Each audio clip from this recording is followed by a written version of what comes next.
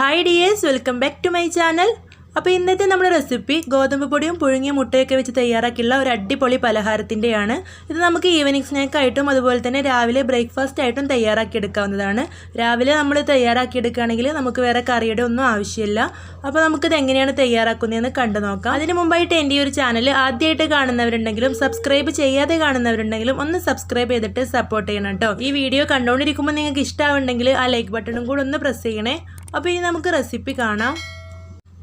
അപ്പോൾ ഇതിനു വേണ്ടി ഞാനിവിടെ ഒരു പാൻ ഗ്യാസ് സ്റ്റോപ്പിൽ വെച്ച് കൊടുത്തിട്ട് അതിലേക്ക് ഒരു ടേബിൾ സ്പൂൺ ഓയിൽ ചേർത്ത് കൊടുത്തിട്ടുണ്ട്.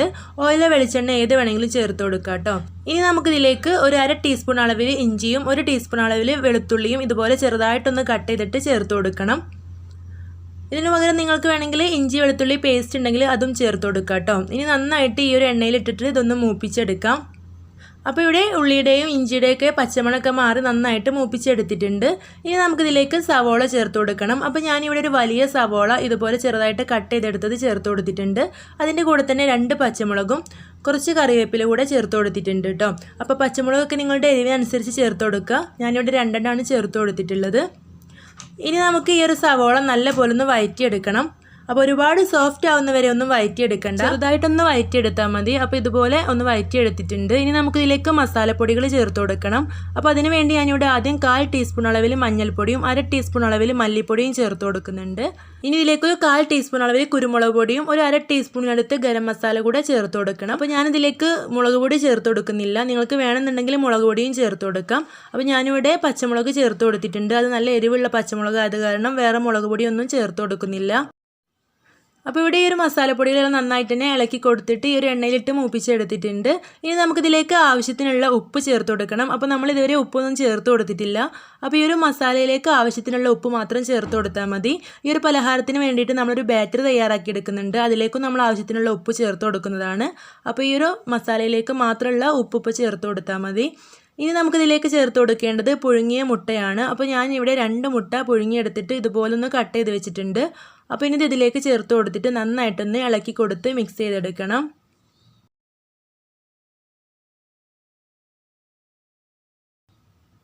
അപ്പോൾ ഇതുപോലെ നന്നായിട്ടൊന്ന് മിക്സ് ചെയ്ത ശേഷം നമ്മൾ ഈ ഒരു സ്പാച്ചിൽ വെച്ചിട്ട് ഈ ഒരു മുട്ടയെല്ലാം നന്നായിട്ടൊന്ന് പ്രസ് ചെയ്ത് കൊടുത്തിട്ട് വേണം ഇളക്കിയെടുക്കാൻ.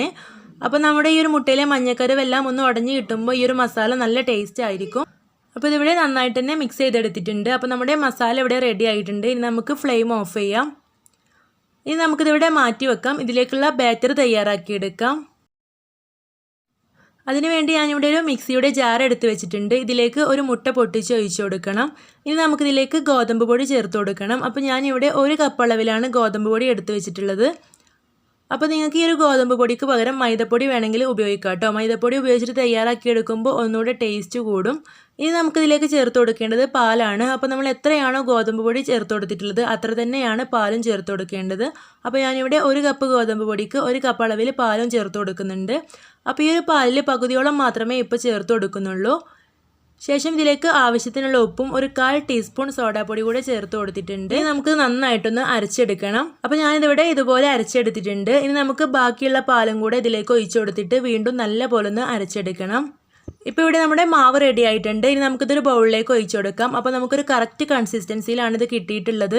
അപ്പോൾ എത്രയാണ് നമ്മൾ ഗോതമ്പ് പൊടി എടുക്കുന്നത് അതേ അളവിൽ തന്നെ പാല് ചേർത്ത് കൊടുക്കും. ഇതുപോലെ നല്ല രീതിയിൽ നമുക്ക് മാവ് തയ്യാറാക്കിയെടുക്കാൻ പറ്റും. ഒരുപാട് ലൂസും അല്ല എന്നാൽ ഒരുപാട് തിക്കും അല്ലാത്ത രീതിയിൽ ഇതുപോലെ മാവ് തയ്യാറാക്കിയെടുക്കാം. ഇനി ഈ ഒരു പലഹാരം തയ്യാറാക്കിയെടുക്കുന്നതിന് വേണ്ടിയിട്ട് ഇവിടെ ഒരു സോസ് പാൻ എടുത്ത് വെച്ചിട്ടുണ്ട്. അതിലൊരല്പം ഓയിലാക്കി കൊടുത്തിട്ടുണ്ട്. അപ്പോൾ ഇതിൻ്റെ സൈഡിലും അടിഭാഗത്തൊക്കെ നല്ല രീതിയിലൊന്ന് ഓയിൽ തേച്ച് കൊടുക്കണം. ഓയിലിന് പകരം നെയ്യ് വേണമെങ്കിലും ചേർത്ത് കൊടുക്കുക കേട്ടോ. ഇനി നമുക്കിതൊന്ന് ഗ്യാസ് സ്റ്റോപ്പിൽ വെച്ചിട്ട് തീ ഒന്ന് ലോ ഫ്ലെയിമിൽ ഇട്ട് വെക്കണം. എന്നിട്ട് നമുക്കിതിലേക്ക് നമ്മുടെ മാവ് ഒഴിച്ചു കൊടുക്കാം. അപ്പോൾ ഈ ഒരു മാവിൽ പകുതിയോളം ആദ്യം ഇതിലേക്ക് ഒഴിച്ചു കൊടുത്താൽ മതിയാവും. അപ്പോൾ ഞാനിവിടെ പകുതി മാവ് ഒഴിച്ചു കൊടുത്ത ശേഷം ഇതൊന്ന് അടച്ചു വെച്ചിട്ടുണ്ട്. ഇനി നമുക്ക് ലോ ഫ്ലെയിമിൽ ഇട്ടിട്ട് 2 മിനിറ്റ് നേരം ഇതൊന്ന് വേവിച്ചെടുക്കാം. അപ്പോൾ ഇവിടെ 2 മിനിറ്റ് ആയിട്ടുണ്ട്. ഇതിൻ്റെ അടിഭാഗമൊക്കെ ചെറുതായിട്ടൊന്ന് വെന്ത് വന്നിട്ടുണ്ട്. ഇനി നമുക്കിതിലേക്ക് നമ്മൾ മുട്ട വെച്ച് തയ്യാറാക്കി വെച്ചിട്ടുള്ള ആ ഒരു മസാല ചേർത്ത് കൊടുക്കാം. അപ്പോൾ ഇതിൻ്റെ എല്ലാ വശത്തും ഒരുപോലെ ആവുന്ന രീതിയിൽ ഈ ഒരു മസാല മുഴുവനായിട്ടും ഇതിലേക്ക് ചേർത്ത് കൊടുക്കണം. അപ്പോൾ ഇത് എല്ലാ വശത്തേക്കും ഒരുപോലെ ആക്കി കൊടുത്ത ശേഷം ഈ ഒരു സ്പാച്ചുലയോ അല്ലെങ്കിൽ എന്തെങ്കിലും സ്പൂണൊക്കെ വെച്ചിട്ട് ഈ ഒരു മാവിലേക്ക് നന്നായിട്ടൊന്ന് പ്രസ് ചെയ്ത് കൊടുക്കണം കേട്ടോ. അപ്പോൾ ഇതുപോലെ ഞാനിവിടെ പ്രസ് ചെയ്ത് കൊടുത്തിട്ടുണ്ട്. ഇനി ഞാനിതിലേക്ക് ചേർത്ത് കൊടുക്കുന്നത് കെച്ചപ്പാണ്. അപ്പോൾ ഇത് ഓപ്ഷനിലാണ്, നിങ്ങളുടെ കയ്യിലുണ്ടെങ്കിൽ മാത്രം ചേർത്ത് കൊടുത്താൽ മതി. അപ്പോൾ ഇത് ചേർത്ത് കൊടുക്കുമ്പോൾ നല്ലൊരു ടേസ്റ്റ് ആയിരിക്കും. അപ്പോൾ ഇതുപോലെ ഇവിടെ കുറച്ച് കെച്ചപ്പും കൂടെ ചേർത്ത് കൊടുത്തിട്ടുണ്ട്. ഇനി നമുക്കിതിന് മുകളിലായിട്ട് നമ്മുടെ ബാക്കിയുള്ള മാവും കൂടെ ഒഴിച്ചു കൊടുക്കാം. അപ്പോൾ എല്ലായിടത്തും ഒരുപോലെ ആവുന്ന രീതിയിൽ ഇതിന് മുകളിലായിട്ട് ഇത് ഒഴിച്ചു കൊടുത്തിട്ടുണ്ട്. ഇനി ഇത് നമ്മൾ കേക്കൊക്കെ തയ്യാറാക്കി എടുക്കുന്നത് പോലെ താഴെ ഒരു പഴയ പാൻ വെച്ച് കൊടുത്തിട്ട് അതിന് മുകളിൽ ഈ ഒരു സോസ് പാൻ വെച്ച് കൊടുത്തിട്ട് വേണം വേവിച്ചെടുക്കാനായിട്ട്.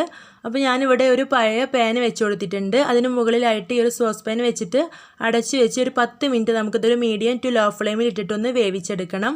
അപ്പോൾ നേരിട്ട് സോസ് പാന് ഒരു 10 മിനിറ്റ് ഒക്കെ വെച്ച് കൊടുത്തിട്ടുണ്ടെങ്കിൽ ഇതിൻ്റെ അടിഭാഗം നന്നായിട്ട് തന്നെ കരിഞ്ഞു പോകും.